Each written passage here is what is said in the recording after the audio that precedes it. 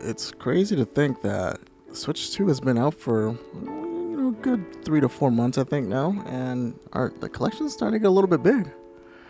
Uh, it's looking kind of not bad. Thank God for key cards, because that means I can actually afford buying every single actual physical game. What is up, you guys? Welcome to the Collective. My name is Furman, and in this video, we are talking about something that is quite controversial, okay? Is Nintendo, or honestly video game as a whole, just pricing us out? That is the question that we are trying to answer.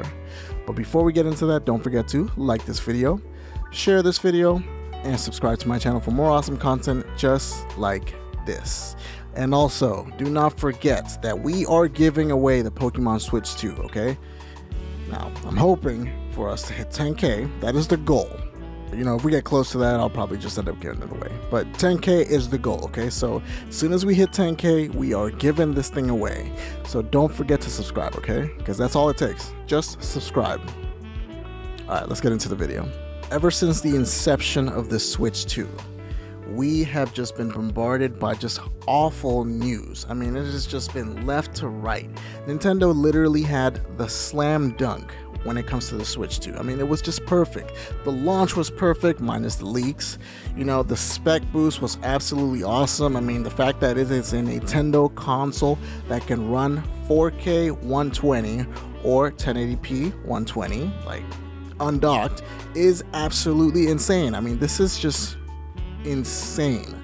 I would have never thought that we'd be here, but Nintendo managed to give us that. And the price was a little staggering. Nobody was expecting $450 to $500, but here we are. I however expected it, and I was actually hoping for it, because if it was going to be worth that much, if it was going to cost that much, then that means we would get that money's worth in the console. And honestly, I do still feel like that is the case. I do feel like that's what's going on here. It still does feel worth it, but is it just me, or is just everything else just getting way too expensive? First off, Nintendo decided to announce the fact that they were going to be doing variable pricing, which who the heck even knows what that means? I mean, we literally know what it means, which is, the prices are going to be variable. Some games are going to be $70, some games are going to be $80, some games might be $60. And this isn't the first time we've seen this. Most of the games that come out typically end up being $70, but not all games are $70. Sometimes they're a little bit cheaper. I mean, look at Clair Obscur Expedition 33. That's a $50 game. And then we go to the other extreme, which is Hollow Knight Silksong, and that game only costs $20. Which, by the way, as soon as they release the collector's edition, I am 1,000% buying that thing. But that was like the first nail into the coffin that is Nintendo pricing. Nobody liked the fact that Mario Kart was $80, despite the fact that everybody that bought a Switch, I don't know of a single person that bought the Switch and didn't buy Mario Kart. So essentially, yes, I do know that it does suck. It does suck the fact that it's digital. But if you bought the Switch 2 with the Mario Kart bundle, then technically you only paid $50 for the game. So it's really not that bad. It's the people that decided to buy it separately for whatever reason. And I get it, if you bought it separately, it's probably because of the fact that you wanted it physical. So the games were like the big issue. Everybody didn't like the fact that the games were so expensive. And right when the thing got announced too, and right when we were going to get pre-orders, that's when the tariffs got announced, and politics played a huge game into this thing. So we were potentially going to have a more expensive console with more expensive games and accessories. And while the console has not changed in price, the games and accessories have, which really sucks. Most of the games and accessories went up like $5 to $10, which is not that big of a deal, but the games were already expensive enough as it is, so this just makes it even more painful. Honestly, I'm glad that I got in, day one, and I bought it at an early time before all of the prices went too haywire, because I think the prices are still going up.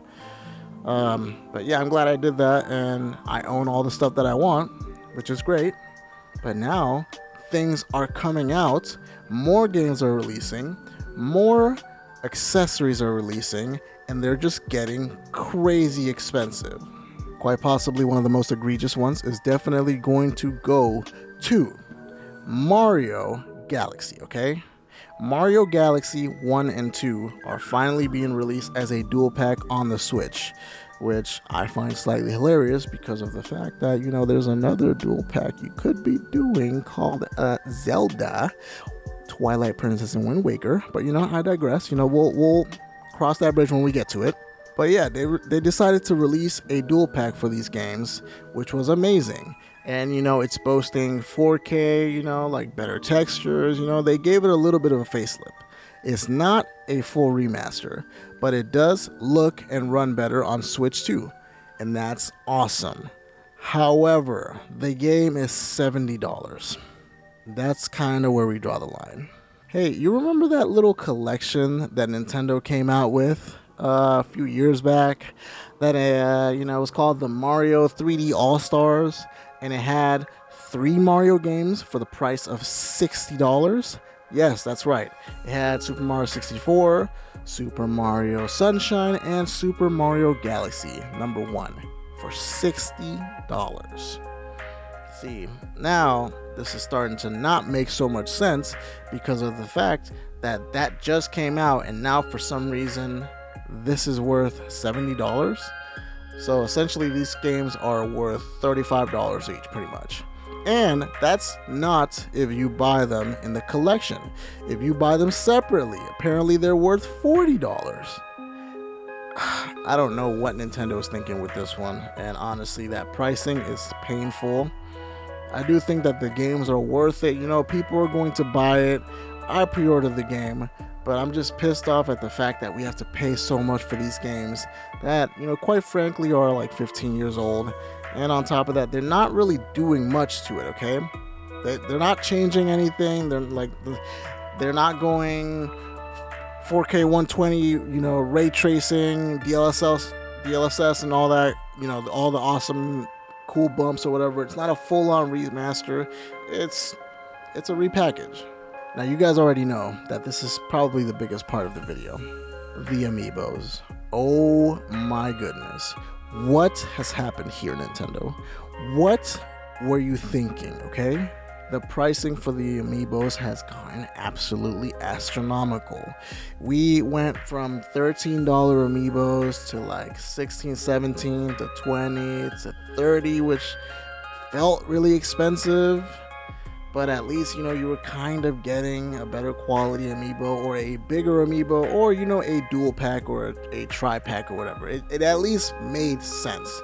But this just feels wrong. One, to take a little break from this, they finally got a release date for Metroid Prime 4, which is awesome. And, obviously we just talked about Super Mario Galaxy Collection and Kirby Air Riders, which is going to be coming out in December, I believe. Now we have all 3 of these games, and all of them are getting amiibos. So essentially we have 7 amiibos for 3 games, which is awesome. I love amiibos. I mean, you guys can see, if you look at the walls, you can see all of these amiibos, and this is just like half of it, okay? This is half of the amiibos. There's more everywhere else in this wall. If you guys want to see that, I made a couple shorts talking about that. But yeah, I love amiibos. I love collecting them.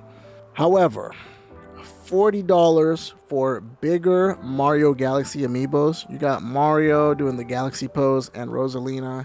And yes, they look awesome. They look amazing and they're bigger. But $40 feels egregious, okay? This is insane.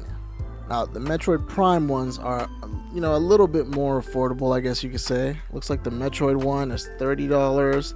The Silax or whatever the dude, the generic villain's name is also $30. And it looks like Metroid with the bike is going to be $40. So that super sucks, but the Metroid amiibos look pretty cool, especially Bike Metroid, or Bike Samus. I forget what the name of the bike is, but it's something cheesy. $40, that's crazy. That is just crazy. But I digress. Now, last but not least, the worst one. And I know you guys are going to say there's probably going to be more connectivity and play out of these amiibos, but this does nothing for me because I just collect amiibos. I'm not actually planning on opening them. I just want to put them on the wall, you know. I'm essentially the not bald version of the guy from Toy Story, okay? I just want to collect them and look at them, and they're gonna stare back at me, and that's basically just it, okay? That's just it. So we have Kirby and Bandana Waddle Dee, and they both have, you know, their rides or whatever. And this is $50, guys. $50 each. I know there's connectivity. I know that you can take the character, you know, you can take Kirby out of the rider or ride or whatever you want to call it. You can take him out and you can swap or whatever. $50 is insane, okay? I don't know how this is gonna work, but this isn't the only one, okay? This is a game that is probably gonna have a ton of characters, and which means it's also gonna have a ton of different rides. So who's to say they're not gonna make a ton, like a whole line of amiibos? If it was just these two, it hurts and it sucks. It super sucks, but it's understandable. But what if they come out with like 10 or 15 of them, and they expect us to collect all of them? And they're not just gonna come out with the character. Like, yeah, they could make it cheaper by just having the 2 rides, and then just, you know, come out with different characters that you can plop on, and they, you know, they'll do something unique or something cool. But I don't know. It doesn't seem like it makes very much sense, okay?